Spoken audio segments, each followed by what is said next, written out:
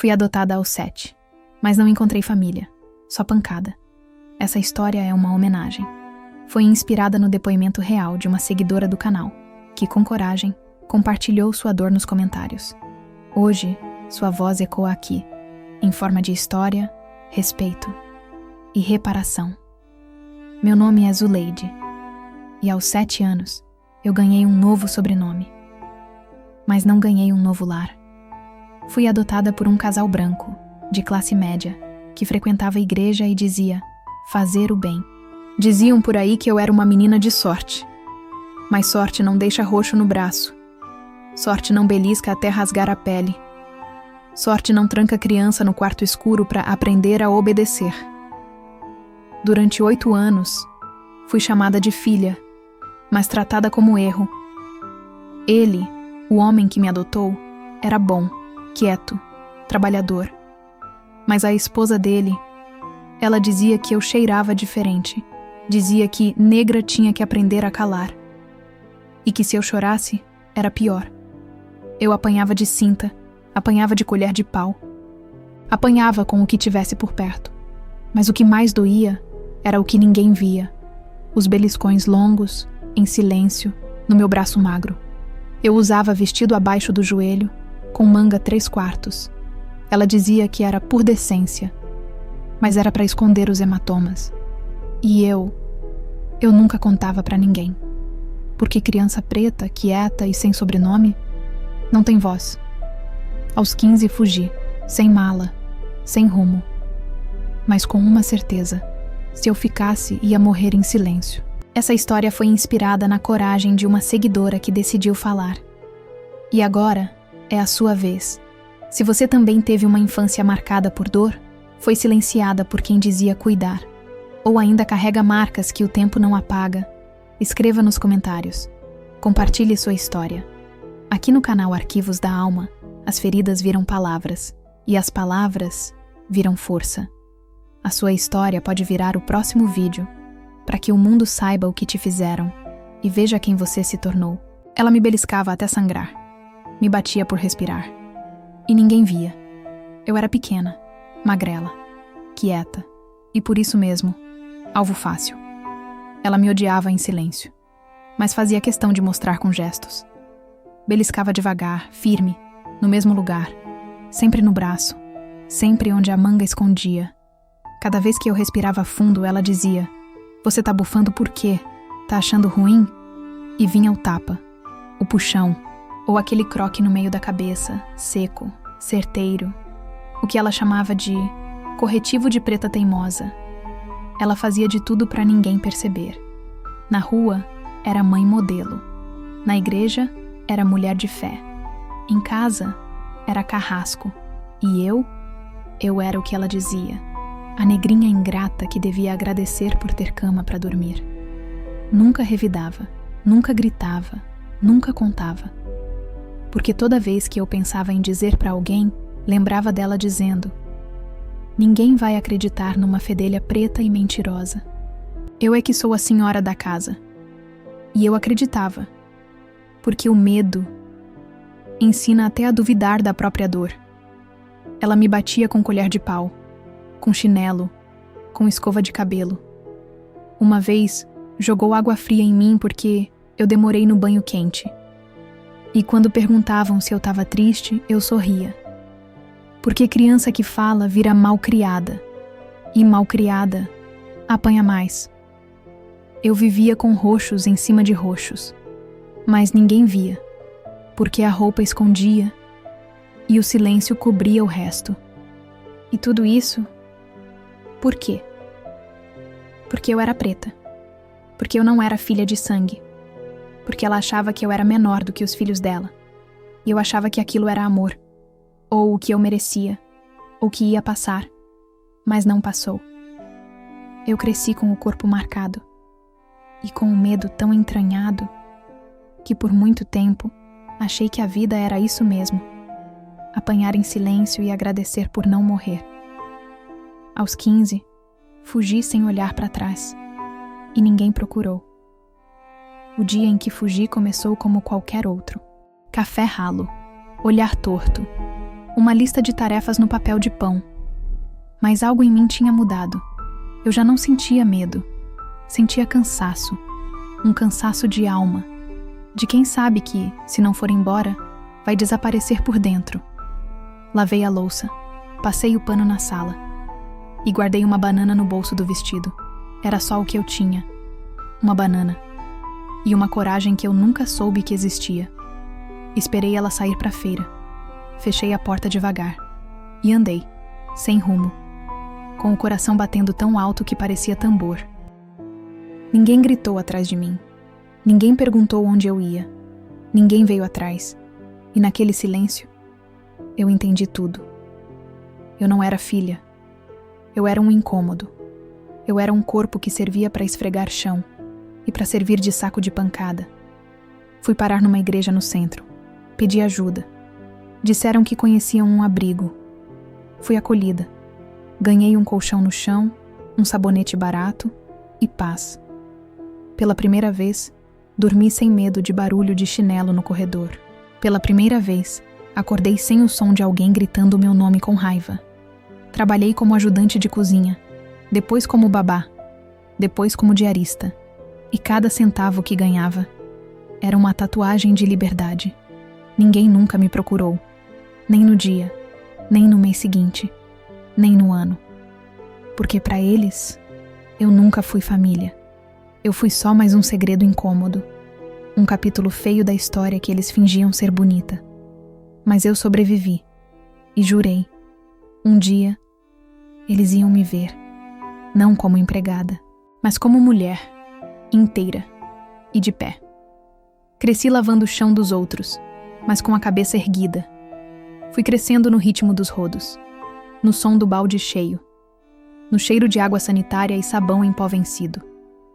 Cada casa que eu limpava era um capítulo novo. E cada canto esfregado era um pedaço da menina que eu curava. Nunca tive estudo, mas aprendi rápido. Aprendi que quem ouve mais que fala sobrevive. Aprendi que mulher preta sozinha precisa saber por onde pisa. E aprendi que ser honesta é o maior grito que a gente pode dar num mundo que sempre tentou nos calar. Ganhei confiança de patroas. Fui indicada para outras casas e comecei a guardar dinheiro num pote de sorvete embaixo do colchão. Com o tempo, aluguei um quartinho nos fundos de uma senhora evangélica. Fiz amizade com a neta dela. E pela primeira vez, tomei café da manhã com alguém que me olhava nos olhos. Ninguém me bateu ali. Ninguém me mandou calar. Ninguém perguntou por que minha pele era escura. Ali eu fui só. Zuleide. A moça que canta baixinho enquanto passa roupa. E assim fui vivendo. Sem luxo, sem diploma. Mas com algo que nenhuma das casas onde eu morei antes me deu. Respeito. Aprendi a rir. A contar piada. A dizer não. A sair do quarto sem medo de chinelo voando. E mesmo com as lembranças grudadas nas costas, eu não deixei que elas virassem prisão. Porque o passado me feriu. Mas eu escolhi viver com as cicatrizes, e não com as correntes. Mas o que eu não sabia é que o destino ainda ia me dar uma chance de olhar nos olhos daquela mulher que dizia que eu era nada, e mostrar que eu virei tudo. Aos 65 reencontrei o casal. Estavam sendo homenageados. Foi numa quarta-feira de céu nublado. Eu tinha ido ao centro da cidade para resolver um cadastro na prefeitura. Na praça, vi uma tenda branca, com flores de plástico e som de microfone mal regulado. Um cartaz dizia: homenagem ao casal Roberto e Verônica Silveira, por décadas de dedicação às crianças carentes do nosso município. Eu congelei. Verônica. O nome da mulher que me chamava de lixo, que me batia com colher de pau, que dizia que eu devia agradecer de joelhos por ter teto. E agora ela estava ali, sorrindo para a câmera, com o cabelo branco penteado em coque, usando a mesma voz doce que usava quando as visitas estavam por perto. Ele também estava lá, silencioso como sempre, com a gravata torta e o sorriso gelado. O casal que apagou minha infância agora era símbolo de bondade.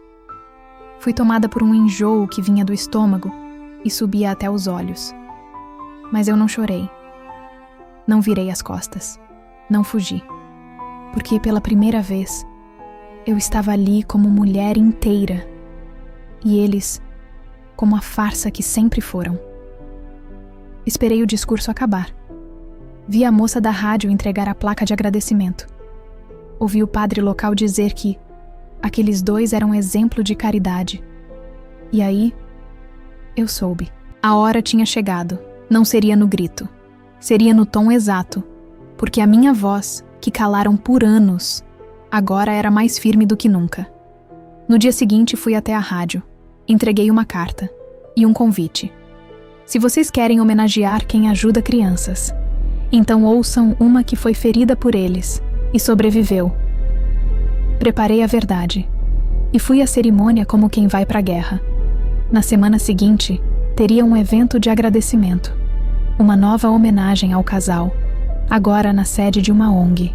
Eles iam receber uma medalha, tirar foto com autoridades e, claro, contar mais uma vez a história falsa da menina negra adotada com amor e fé.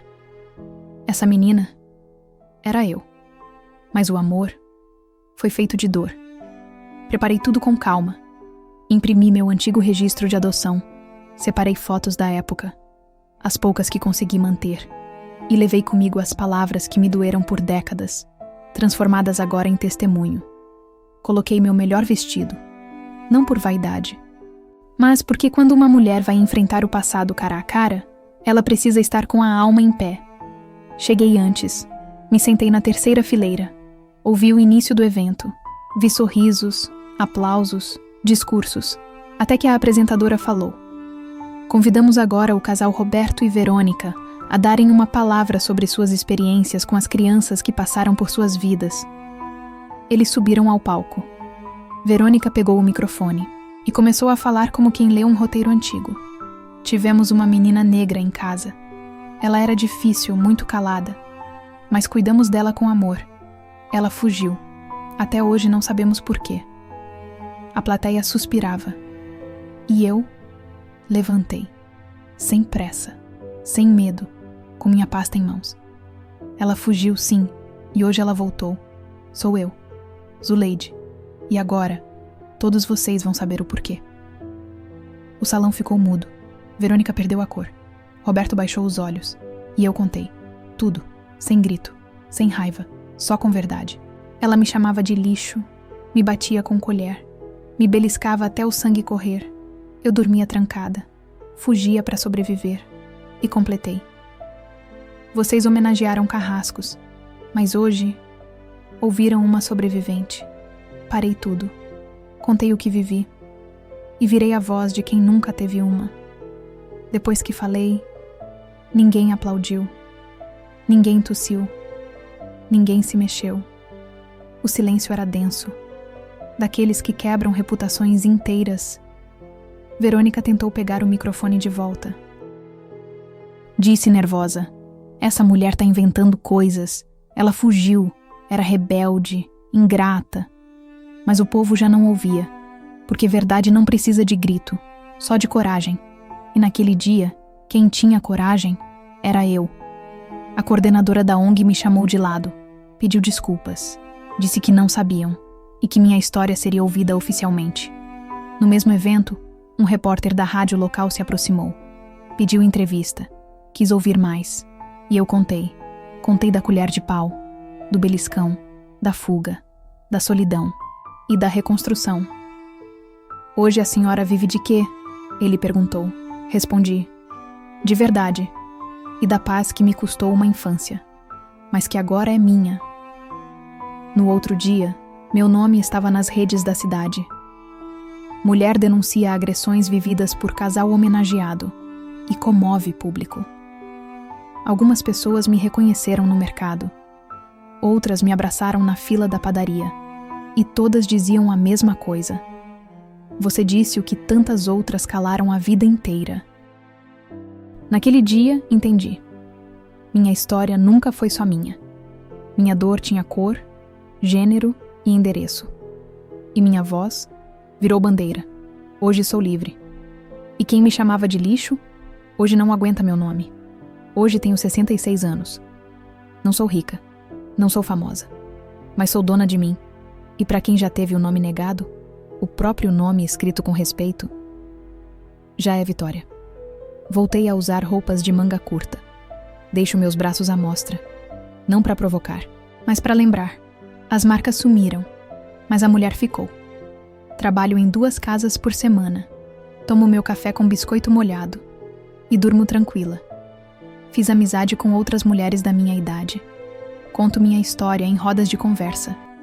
Fui chamada para falar numa escola pública sobre violência silenciosa. E quando crianças me perguntam se eu perdoei, eu digo: perdoar não é esquecer. É lembrar sem deixar que aquilo te quebre de novo. E continuar inteira. Verônica e Roberto sumiram dos eventos públicos. A ONG apagou os posts. E eles nunca mais tentaram contar aquela versão mentirosa. Porque agora quem conta a história sou eu. E meu nome, que um dia era escondido, hoje é falado com respeito. Porque a menina que fugiu virou mulher que ficou de pé, ficou viva, ficou forte. E se hoje alguém ousa me chamar de lixo, eu sorrio e respondo: o que você chama de lixo, o mundo hoje chama de referência.